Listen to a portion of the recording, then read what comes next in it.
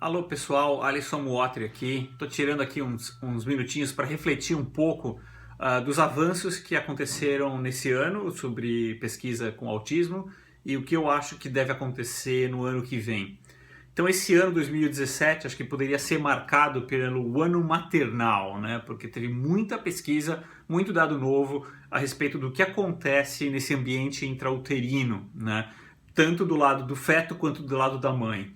Uma relação interessante que já existia, né, já era bem conhecida no autismo, que vem da epidemiologia, mostra que existe uma correlação entre uma reação imune e uma incidência maior de autismo.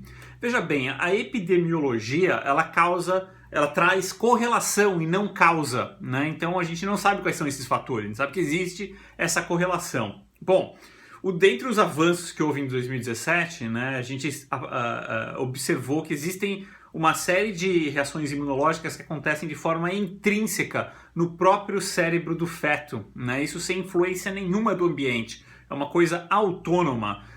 Há suspeitas de que essa reação imunológica aconteça nos astrócitos, que são células do cérebro também que dão apoio aos neurônios e ajudam a formar as conexões nervosas. E essa autoinflamação estaria partindo do próprio genoma, da própria constituição genética daquele indivíduo, que carrega mutações, né? Mutações às vezes até somáticas, ou seja, que só acontecem em alguns pedaços do cérebro daquele indivíduo, que estaria levando a uma reação imunológica.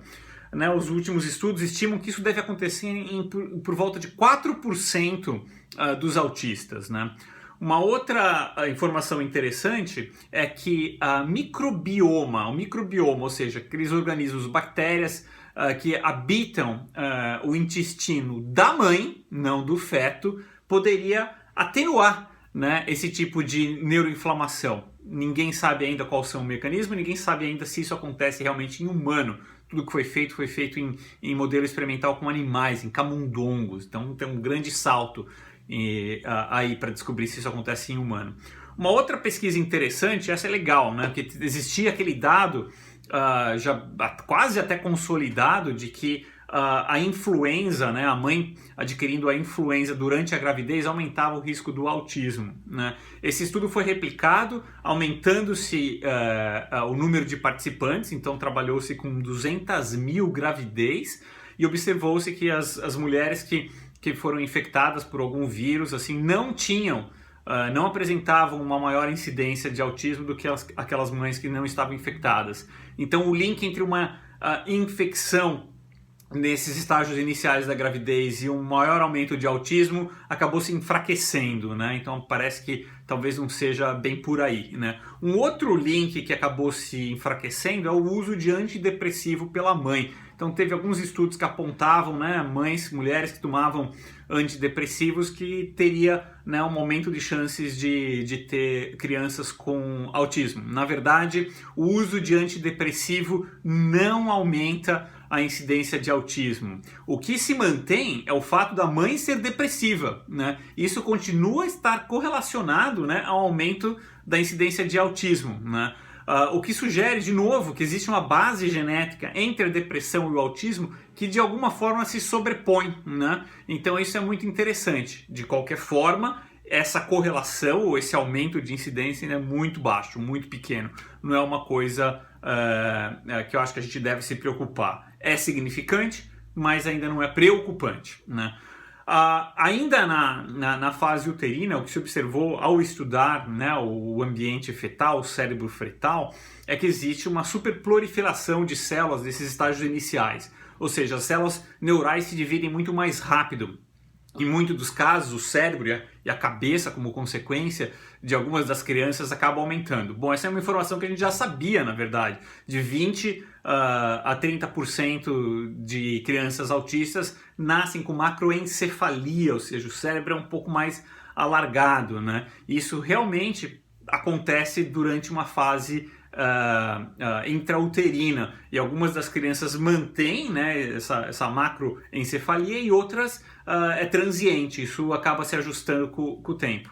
O que é interessante é que nessas crianças que têm esse desenvolvimento dessas células, dessa superproliferação, se você fizer uma análise das redes neurais né, um estudo por ressonância magnética, em crianças com 6 meses você conseguiria já prever com um certo nível de confiança quem teria um autismo severo, né? Então isso é um biomarcador muito importante que surgiu na detecção de um eventual autismo severo. Por que isso é importante? Quanto antes você detecta, mais cedo você começa o tratamento, né?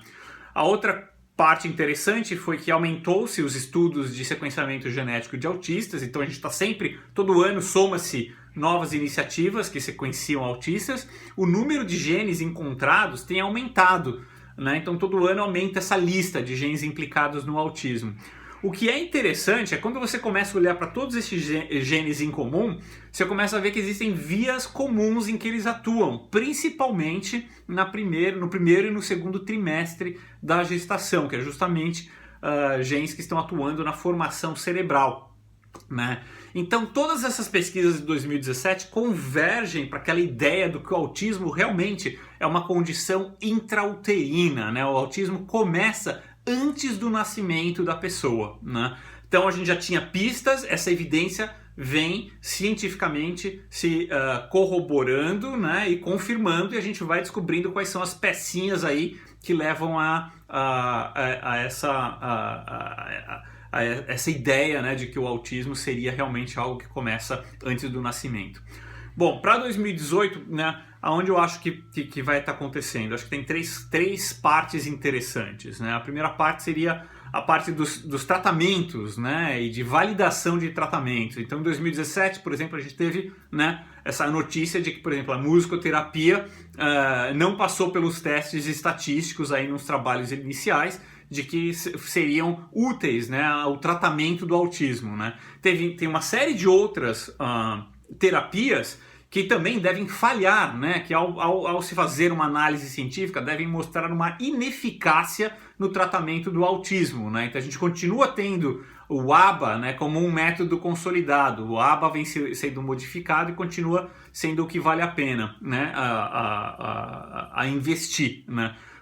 Mas os outros funcionam, não funcionam? Para minha criança funciona? Como é que é isso? Essa que é o pulo do gato, né? É possível que existe uma estratificação desse autismo e a gente vai começar a entender quem que responde a qual terapia.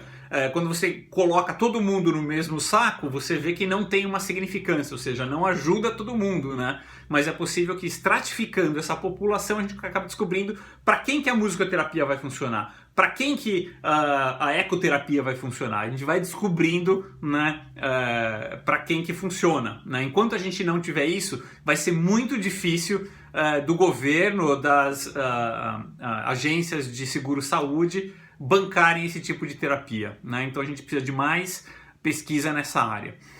Novos medicamentos estão entrando em fase clínica, isso é muito legal. Só para síndrome de Rett a gente tem 8 medicamentos em ensaios clínicos. Isso é sem precedente, né? Então está se chegando nos ensaios clínicos e estamos entendendo quais medicamentos funcionam e quais não. Da mesma forma que para esses tratamentos ou terapias, né, os medicamentos ou a terapia farmacológica também, muitos desses vão falhar. E vão falhar pela mesma razão, que a gente está olhando para o autismo, né, de uma forma, botando todo mundo no mesmo saco, né, e isso vai precisar ser estratificado.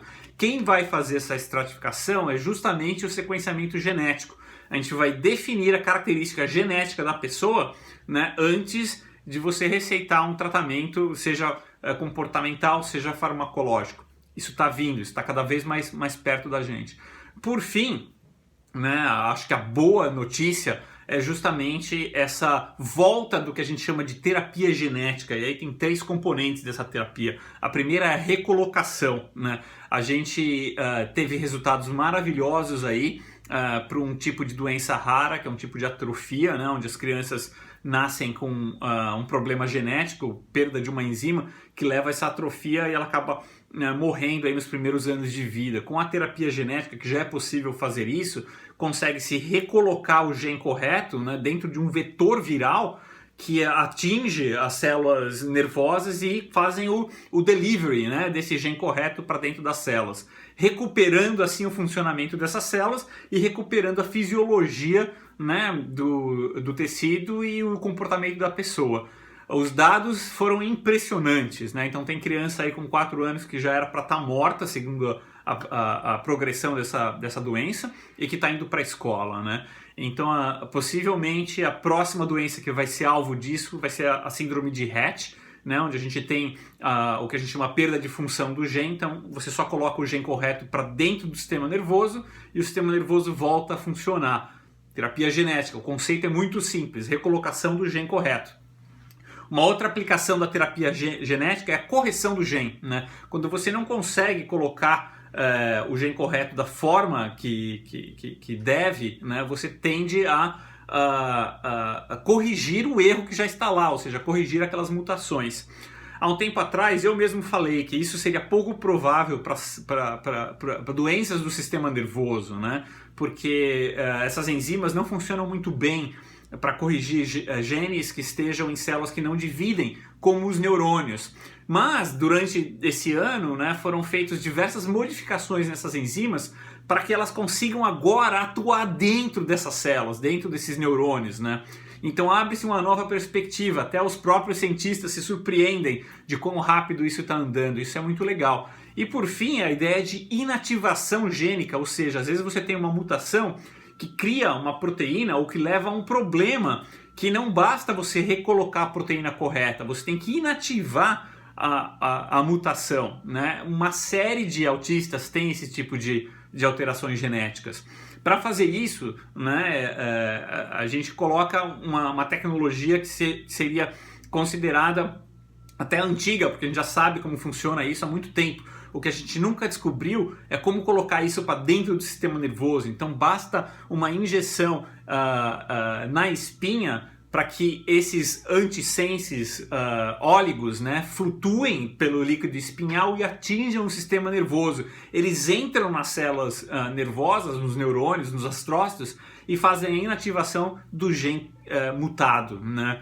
E isso tá com uma perspectiva muito boa, né? Existem ensaios clínicos para ela, né? Esclerose lateral amiotrófica em andamento, né? O próprio Don Cleveland, que é um pesquisador aqui dessa universidade, ganhou nesse ano o prêmio Breakthrough, e agraciado com um award para esse tipo de terapia. Ou seja, se funciona para ela, deve funcionar para autismo e outros casos de mutação genética também, né? Daí a importância de conhecer qual o tipo de alteração genética que está tendo para poder desenhar esses óligos que sejam específicos para aquela alteração genética.